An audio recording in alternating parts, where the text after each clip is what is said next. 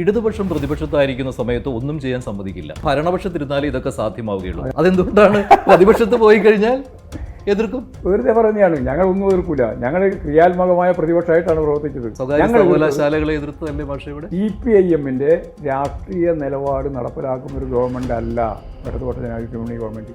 അയ്യോ, അത് മനസ്സിലായില്ല ഇതുവരെ. യഥാർത്ഥത്തിൽ ക്ലാസിക്കൽ ഫാസം ഹിറ്റ്ലർ ആകണം. അത് ഹിറ്റ്ലറുടെ അതിപ്പോഴില്ലല്ലോ. നരേന്ദ്രമോദി ആ രീതിയിലേക്ക് വന്നില്ല. ഞാൻ നിങ്ങൾ നമ്മുടെ ചർച്ച ഉണ്ടാവുമോ?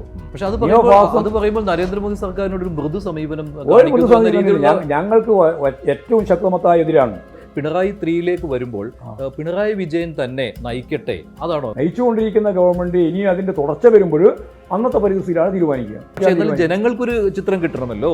ജനങ്ങൾക്ക് നല്ല രീതിയിൽ ചിത്രം കിട്ടുന്നുണ്ട്. നിങ്ങൾക്കാണ് സംശയമുള്ളത്.